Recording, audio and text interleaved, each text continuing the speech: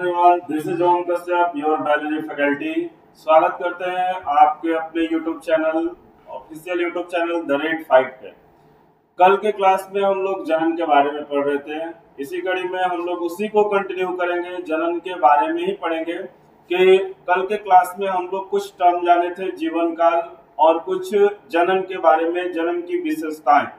कुछ बात हम लोग लैंगिक और अलैंगिक जनन में अंतर भी देखे थे। तो आज हम लोग विशेषकर अलैंगिक जनन के बारे में पढ़ेंगे कि अलैंगिक जनन में किन किन जीवों में होता है, किन किन जीवों में किस माध्यम से अलैंगिक जनन होता है। इन सब चीजों के बारे में हम लोग क्या करेंगे, चर्चा करेंगे। तो चलिए बिना समय को गवाए हुए हम लोग अलैंगिक जनन के बारे में डिटेल देखते हैं। देखिए यहाँ पे दिया हुआ है कि इस विधि में एकल जीव संतति उत्पन्न करने की क्षमता रखता है। क्या मतलब है? मतलब ये हुआ कि एक जीव, कोई भी एक अकेला जीव, चाहे वो मैटर नहीं करता है, नर है मादा है, वो जीव होना चाहिए, ठीक है।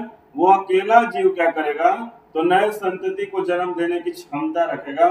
कोई अकेला जीव, जैसे किसी अगर हम लोग पादप की बात करें, है ना, जैसे कोई प्लांट है, उससे अगर नया जीव जन्म ले रहा है तो वो क्या हो गया, अलैंगिक जनन हो गया, ठीक है। तो कोई एक सिंगल जीव जो है वो क्या करेगा, तो नए जीव को जन्म दे देगा। वो सबसे बड़ा जो है वो क्या है, अंतर है अलैंगिक और लैंगिक में। देखिए दिया हुआ है कि इसके परिणाम स्वरूप जो संतति उत्पन्न होती है वह केवल एक दूसरे के समरूप ही नहीं बल्कि अपने जनक के एकदम समान होती है। क्या यह संतति आनुवंशिक रूप से भी एक समान अथवा भिन्न होती है? आकारिकी तथा आनुवंशिक रूप से एक समान जीवों के लिए क्लोन शब्द की रचना की गई है। देखिए कह रहा है कि अलैंगिक जन्म से जो संतति उत्पन्न होते हैं, जो बच्चे उत्पन्न होते हैं, जो नए जीव उत्पन्न होते हैं, क्या वो आकारिक रूप से एक समान होते हैं और आनुवंशिक रूप से एक समान होते हैं? तो जी बिल्कुल सही, आपने सुना कि अलैंगिक जनन से जो भी जीव उत्पन्न होंगे वो आकारिक रूप से, आकारिक रूप से कहने का मतलब क्या हुआ कि उनका जो बाहरी बनावट है, उनके शरीर की जो रचना है वो बिल्कुल क्या होगी, एक समान होगी, उसको हम लोग आकारिक कहते हैं, ठीक है। और हम लोग बात करें आनुवंशिक रूप से, कहने का मतलब क्या हुआ कि उस जीव के शरीर में जो गुणसूत्रीय पदार्थ है, चाहे वो डीएनए हो, आरएनए हो, है ना, कोई भी गुणसूत्रीय पदार्थ, वो अपने पेरेंट का एकदम समान होगा। मतलब उनका आकारिकी भी समान होगा अपने पेरेंट से, और उनका जो है वो आनुवंशिक पदार्थ भी समान होगा। तो ऐसे जीवों के लिए एक टर्म यूज करते हैं, उस टर्म को हम लोग क्या बोलते हैं, क्लोन, ठीक है। कि अगर कोई ऑर्गेनिज्म आकारिक और आनुवंशिक रूप से एक समान है तो वो क्लोन कहलाएगा। Morphological and genetical similar organisms are called clone. तो ये क्लोन हो गया, ठीक है। तो ये दूसरी विशेषता है किसकी, अलैंगिक जनन की। पहली विशेषता क्या थी कि कोई भी संतति, केवल अकेला जीव जो है वो नए संतति को जन्म रखने देने की क्षमता रखता है। देखिए आगे देखते हैं। आइए जीवों के विभिन्न वर्गों में मध्य पाए जाने वाले अलैंगिक जनन के विस्तृत रूप का अध्ययन करें। अलैंगिक जनन सामान्य रूप से एकल जीव, पादप तथा आदि में पाया जाता है, ठीक है। एक बात और बता दें, अलैंगिक जनन जब भी पाया जाएगा केवल किस में पाया जाएगा, कम विकसित जीवों में, लोअर ऑर्गेनिज्म में पाया जाएगा। अलैंगिक जनन कभी भी हायर ऑर्गेनिज्म में नहीं पाया जाता है, जिनका विकास बहुत हो गया है, जिनका विकास जो है वो काफी ज्यादा है जिनके शरीर में, उनमें ये नहीं पाया जाता। ये जब भी पाया जाएगा किसमें पाया जाएगा, तो हम लोग कहेंगे लोअर ऑर्गेनिज्म में, कम विकसित जीवों में पाया जाएगा। जैसे देखिए यहाँ पे दिया हुआ है, एक एग्जाम्पल दिया हुआ है, अभी हम बता रहे हैं आप लोग को। देखिए ये है अपने पास जो स्ट्रक्चर दिखाई दे रहा है, ये ईस्ट का स्ट्रक्चर है ना। ये एक कोशिक जीव है, ये एक कोशिक जो है वो फंजाई है, ठीक है, कम विकसित है, इनमें विकास कोशिका तक ही हुआ है, तो इनमें क्या हो रहा है, अलैंगिक जनन हो रहा है, ठीक है। अब कहोगे कि अच्छा ठीक है, बहुत जो अधिक विकसित जीव है या जिनमें हायर ऑर्गेनिज्म जो है, जिनमें विकास हम लोग कर रहे हैं, तो उसमें विकास कैसे हम लोग मान लें कि अधिक हुआ है। यहाँ पे ये कोशिका ही एक जीव है, ठीक है, लेकिन अगर हम लोग मनुष्य की बात करें तो मनुष्य अधिक विकसित जीव है। कैसे? तो मनुष्य में कोशिका है, उसके बाद कोशिका मिलकर के उत्तक बनाया, उत्तक से अंग बना, अंग से अंग तंत्र, और बाद में अंग तंत्र से शरीर बना। मतलब मनुष्य में जो विकास है वो शरीर स्तर तक का है, और इनमें जो विकास है वो केवल कोशिका स्तर तक का है। तो यहाँ पे एक ईस्ट है जो कि एक कोशिक जीव है, ठीक है। इसके शरीर में कुछ कलिका जो है वो निकलने लगती है। ये इसका शरीर है, इसके शरीर से एक उभार निकल रहा है। यहाँ पे देखिए छोटा सा, यहाँ पे क्या निकल रहा है, एक संरचना बाहर निकल रहा है, एक कलिका बाहर निकल रहा है, एक बर्ड बाहर निकल रहा है, एक बर्ड्स बाहर निकल रहा है। ये बर्ड जो है वो निकल रहा है, इसको कलिका भी हम लोग बोलते हैं, ठीक है। और अंदर अंदर एक काम और हो रहा है, वो क्या हो रहा है, इसका जो ये केंद्रक है, ये क्या है, इसका केंद्रक है। ये केंद्रक जो है दो भागों में विभाजित हो रहा है। एक जो है इसके मुख्य शरीर में रहेगा, और दूसरा जो है जो कलिका बन रहा है उसके शरीर में चला जाएगा, ठीक है। तो यहां से जब ये टूटेगा, यहां से जब ये अपने पेरेंट से टूट करके अलग होगा, तो क्या हो जाएगा, एक स्वतंत्र जीव का क्या कर लेगा, निर्माण कर लेगा। तो यहाँ पे हम लोग देख रहे हैं कि एक अकेला ईस्ट जो कि एक कोशिक फंजाई है, ठीक है, ये एक नए जीव को जन्म देने की क्षमता रख रहा है और जन्म दे रहा है। यहाँ पे देखिए ये जो कलिका है फाइनली क्या हो जाएगा, तो कहेंगे फाइनली कुछ ऐसा देखने को मिलेगा हम लोग को कि यहाँ पे ये ईस्ट है, पेरेंटेट्स ईस्ट, और ये इसका कलिका जो है ये अलग हो गया। ये दो नए जीव जो है वो स्वतंत्र नए जीव जो है वो बन गए, ठीक है। ये इसका केंद्रक है, इसका केंद्रक ये जीव द्रव्य है, ठीक है। तो यहाँ ये जीव द्रव्य है। तो यहाँ पे हम लोग क्या देखेंगे कि यहाँ पे एक जीव पहले से ये था, इसी के शरीर से कलिका निकला, ये कलिका इसके शरीर से टूट करके नए जीव का क्या कर लिया, निर्माण कर लिया। तो इसको हम लोग क्या बोलते हैं, ईस्ट में मुकुलन, ठीक है। ईस्ट में क्या बोलते हैं, मुकुलन बोलते हैं। क्यों, क्योंकि ये जो बर्ड है या कलिका है या मुकुल है, इसी से नए जीव का क्या हुआ, निर्माण हुआ, ठीक है। तो ये हो गया अपने पास का, तो हम लोग कहेंगे ये हो गया अलैंगिक जनन का है।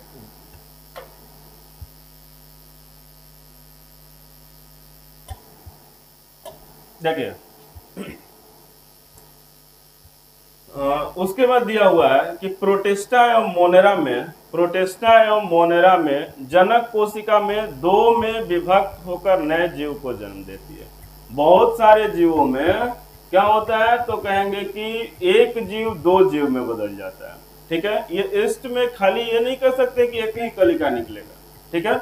ईस्ट में ये अगर ये बोलेंगे कि एक ईस्ट से बहुत सारी कलिका या मुकुल निकल सकता है, और प्रत्येक मुकुल अपने पेरेंट्स से टूट करके नए जीव का निर्माण कर सकते हैं, ठीक है। तो यहाँ पे देखिए प्रोटिस्टा और मोनेरा में दिया हुआ है कि दो जीवों में विभक्त होकर जीवों को क्या कर सकती है, जन्म दे सकती है। अतः इन जीवों में कोशिका विभाजन एक प्रकार से जनन की विधि है, ठीक है। देखिए इन जीवों में जनन कितना जो है वो साधारण है, ठीक है।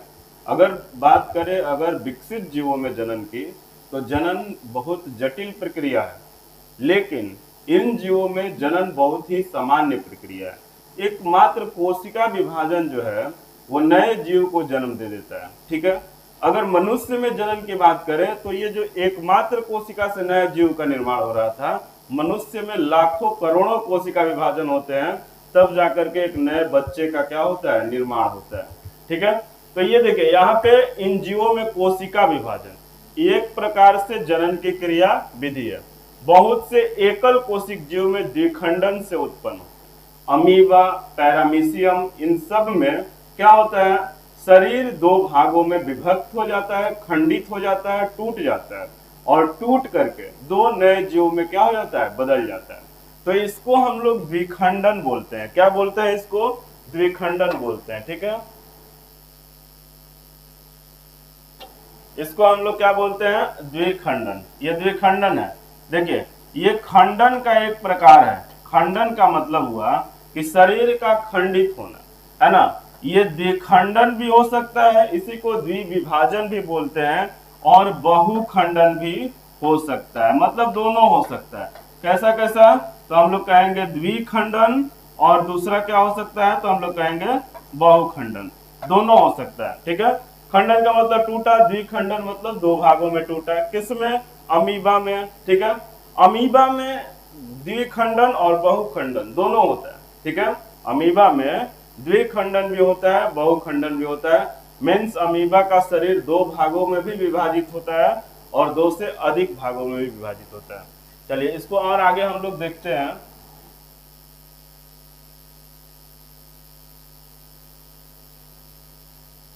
देखिए यहाँ पे अमीबा में देखिए ये इसका केंद्रक है, ठीक है। ये अमीबा एक कोशिक जीव है। यहाँ पे देखिए ये इसका केंद्रक अंदर में विभाजित होने लगा, जीव द्रव्य में विभाजित होने लगा। फाइनली ये टूट करके 2 भागों में क्या हो गया, विभाजित हो गया। तो ये दोनों नए संतति कोशिका है। तो इस प्रक्रिया को द्विखंडन बोलेंगे या नहीं बोलेंगे?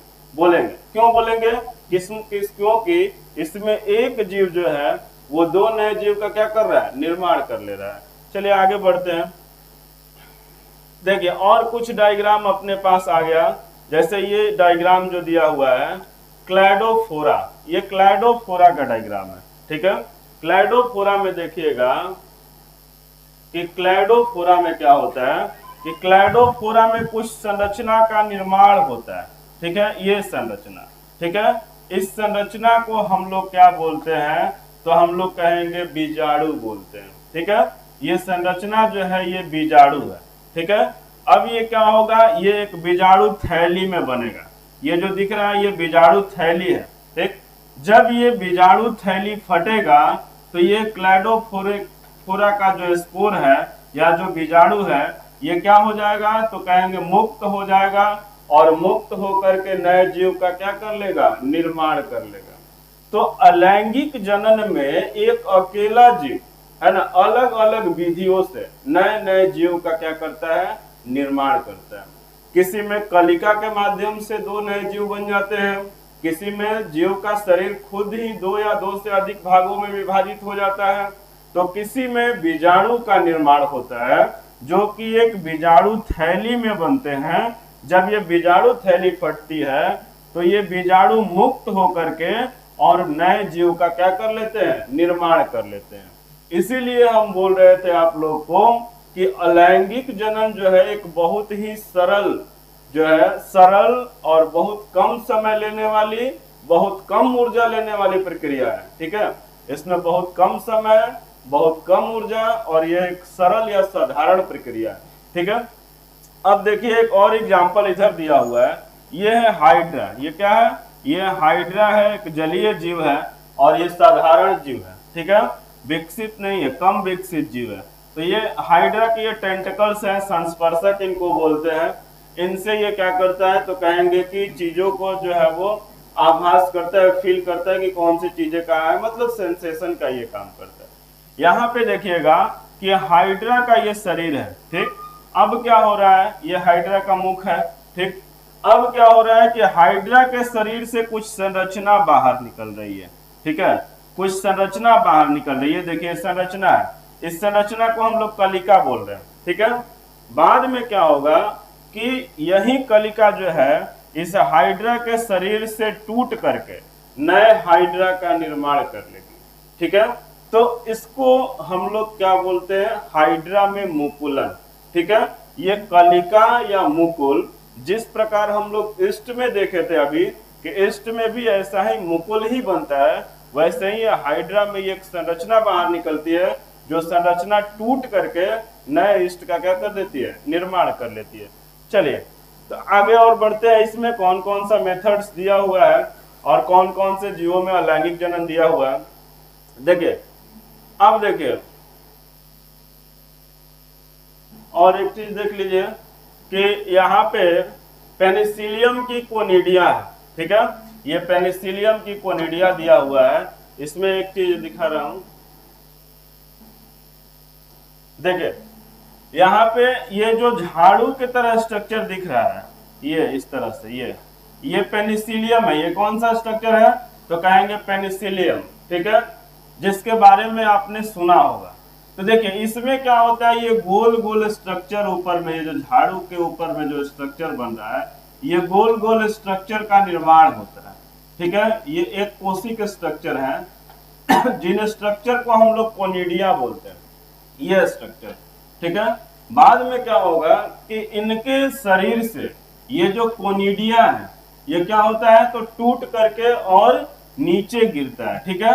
ये कोनिडिया क्या होता है, तो टूट करके अलग हो जाता है और अलग होने के बाद ये कोनिडिया क्या करता है, नए पेनिसिलियम के जो प्लांट्स है उसको जन्म देता है। ठीक है, तो हम लोग कहेंगे कि पेनिसिलियम में ऐसा होता है कि पेनिसिलियम में छोटा छोटा जो है स्ट्रक्चर बनता है, जिस स्ट्रक्चर को कोनिडिया बोलते हैं, और ये कोनिडिया टूट करके अलग हो करके और नए जीव का क्या कर लेता है, निर्माण कर लेता है। ठीक है, अब दिया हुआ स्पंज में, स्पंज लिखा हुआ है जो कि गलत है ना। यहाँ पे होगा जिम्यूल। ठीक है, यहाँ पे एक संरचना बनता है, ये जो है घड़ा की तरह दिखाई दे रहा है। ठीक है, इसके अंदर कुछ गोल गोल संरचना है ना बनते हैं, जिनको हम लोग जिम्यूल बोलते हैं, है ना। ये क्या है, तो ये स्पंज का डायग्राम है ना। एक लोअर ऑर्गेनिज्म है, जीव है, जिसमें कुछ गोल गोल संरचना बनता है, जिन्हें जिम्यूल बोलते हैं। जब ये संरचना इसके शरीर से बाहर निकलता है तो निकलने के बाद नए जीव का क्या कर लेता है, निर्माण कर लेता है। ठीक है, तो यहाँ पे हम लोग जो है अलैंगिक जनन में बहुत सारे मेथड्स को देखे अलग अलग जीवों में कि कैसे जो है वो हो रहा है। चलिए, ये सब तो अभी बता दिए हैं कि कलिकाएं किस में होती है, कोनिडिया किस में बनता है। ठीक है, जिम्यूल जो है स्पंज में बनता है, अभी बताएं कि जिम्यूल किस में बनता है, स्पंज में बनता है। कोनिडिया जो है वो पेनिसिलियम में, कलिका हाइड्रा में, है ना। तो ये सब के सब संरचना, चाहे वो कलिका हो, चाहे वो जिम्यूल हो, या फिर जो है वो क्या है, वो कोनिडिया हो, ये सब के सब संरचना में नए जीव उत्पन्न करने की क्षमता होती है। ठीक है, तो नए जीव का निर्माण इनमें कैसे होता है, तो इन छोटे छोटे संरचनाओं से होता है, और यही संरचना आगे जाकर के नए जीव का क्या करता है, निर्माण करता है। ठीक है, चलिए अब और कुछ दिया हुआ है अलैंगिक जनन में, जिसको हम लोग देखेंगे। ठीक है, देखिए देखिए ये आलू है। आलू में देखिएगा क्या होता है कि आलू के प्लांट में देखोगे कि छोटा छोटा आलू में जो है वो आंख निकलता है। क्या निकलता है, आंख निकलता है। ठीक है, तो ये आंख जो है, ये क्या करता है, तो हम लोग कहेंगे आंखें जो है इन्हीं से क्या हो जाता है। अब इसको हम लोग काट करके और अगर मिट्टी में लगा दे इतने भाग को, तो इससे क्या हो जाएगा, नया आलू का प्लांट का क्या हो जाएगा, निर्माण हो जाएगा। ठीक है, तो आलू में जो ये आंख जैसी संरचना है ना, यही संरचना इसमें अलैंगिक जनन कराने में क्या कर रही है, मदद कर रही है। और ये संरचना जो है, इससे नए आलू के पौधे का क्या हो जाएगा, निर्माण हो जाएगा। तो हम बताएं आप लोगों को कि अलैंगिक जनन में जो है उसकी विधियां अलग होती है, लेकिन जो उसकी विशेषता है वो अलग नहीं होती है। इसमें भी एक ही जीव शामिल है।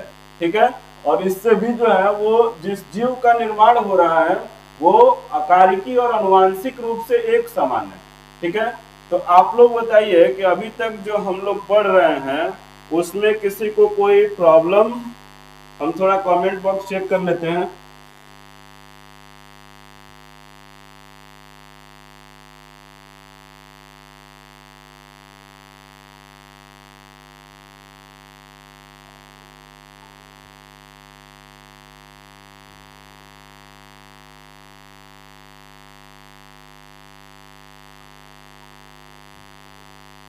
एक मिनट टाइम दीजिएगा।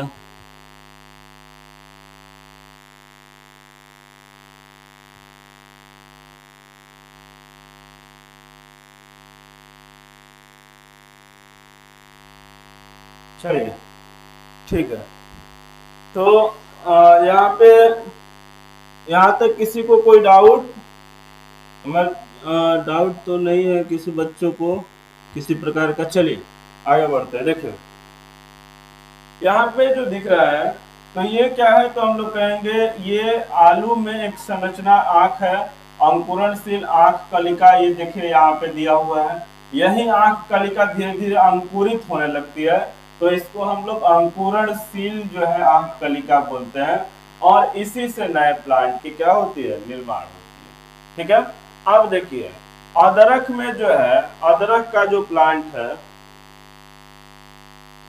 अदरक का जो प्लांट है उसमें देखोगे कि अदरक में का जो प्रकंद है, ठीक है, प्रकंद क्या होता है, तो हम लोग कहेंगे कि इसमें जो है ये जो पर्व संधि दिखाई दे रहा है आप लोग को, रुकिए,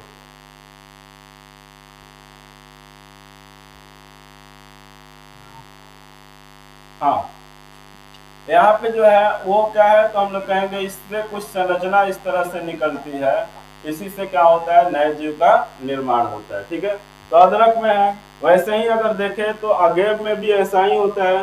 अगेव में क्या है, तो कहेंगे कि यहाँ पे अगेव है, यहाँ पे दिया हुआ है कि ये जो बोल सकते हैं कि बुलबिल है, ये जो छोटा छोटा संरचना दिख रहा है इसको हम लोग बुलबिल बोलते हैं, और इसी संरचना से नए जीव का निर्माण हो जाता है।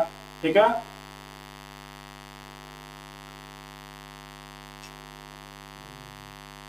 हाँ, देखिए देखिए, तो यहाँ पे देखिए ये अगेव है, अगेव का प्लांट है, इसमें ये जो छोटा सा कांटा की तरह दिख रहा है ये बुलबिल है, इससे नए जीव का निर्माण हो गया। यहाँ पे ये क्या है, बुलबिल है, इससे नए जीव का निर्माण हो गया।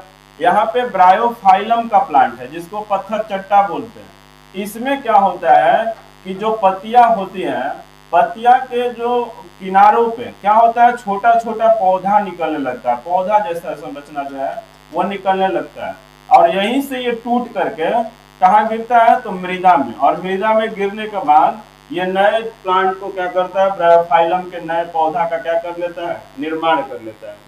अगर देखिए यहाँ पे बात करें हम लोग जल हाइसिंथ की भूस्तारी का, देखो जल हाइसिंथ जो है ये सब लोग आप लोग ने देखा होगा, जिसको वाटर हाइसिंथ जलकुंभी बोलते हैं हम लोग, जो कि इसके बारे में भी और कुछ बात बताएंगे, है ना।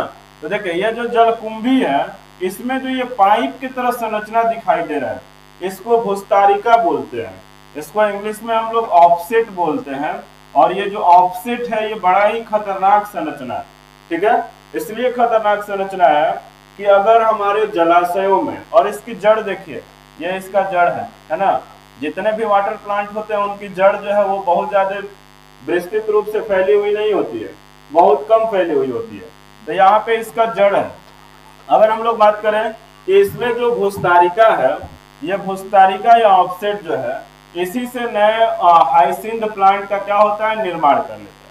अभी बताया मैंने कि ये खतरनाक प्लांट है। क्यों खतरनाक है, क्योंकि अगर पूरे जलाशय में कहीं भी इसका ये भूस्तारिका है जो थोड़ा भी अगर रह गया तो ये बहुत तेजी से उस जलाशय को कवर कर देगा, है ना। मतलब ये इतना तेजी से फैलने वाला प्लांट है कि ये जहां भी जाता है बड़ा मुसीबत खड़ा कर देता है। अगर यहाँ इसकी भूस्तारिका, अगर एक छोटा सा भी भूस्तारिका रह गया जलाशय में, तो वो क्या करेगा, पूरी तरह से जलाशयों को छाप लेगा, पूरी तरह से उसको घेर लेगा, है ना। और घेरने के बाद जो है वो क्या हो जाएगा, तो हम लोग कहेंगे कि उस प्लांट का क्या हो जाएगा, तो हम लोग कहेंगे कि बहुत ज्यादा उसका नंबर या संख्या बढ़ जाएगा। देखिए ये प्लांट जो है बंगाल में आतंक वाला प्लांट कहा जाता है। बंगाल में आतंक लाने में इस प्लांट की बहुत अहम भूमिका है। आगे इसी में हम लोग पढ़ेंगे। ठीक है, अभी आगे हम लोग बढ़ते हैं। देखिए तो ये सब संरचना जो था, ये जितने भी संरचना हम लोगों ने देखा है,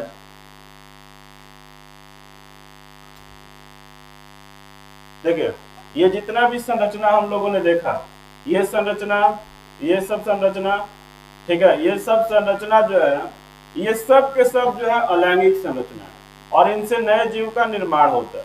ठीक है, अब देखिए हम लोग बात करते हैं इसके बारे में, है ना। अभी हम बताएं कि अभी इसके बारे में कुछ बातें अभी बाकी है। कौन सी बात, तो ये वाटर हाइसिंथ, इसको जलकुंभी बोलते हैं हम लोग। इसके कारण जो है वो बंगाल में आतंक, है ना, बंगाल का आतंक वाला पौधा है ये। ठीक है, कहाँ पे है, हाँ हाँ, देखिए यहाँ पे ये सब तो पॉइंट हम लोग पढ़ चुके हैं कि अपरिभूस्तारी, प्रकंद, सकरंद, बल्ब भूस्तारी, ये सब के सब संरचना है जो नए जीव का निर्माण करते हैं। देखिए यहाँ पे जो है वो पैराग्राफ जो दिया हुआ है, इसको हम लोग लॉक करके और इसको हम लोग देखते हैं। देखिए देखिए दिया है कि आप निश्चित तौर पे जलाशयों की महाविपत्ति, वाटर हाइसिंथ अथवा बंगाल के आतंक के बारे में अवश्य सुना होगा। ठीक है, तो बंगाल के आतंक के बारे में चलिए सर, आतंक हो गया, काटिए।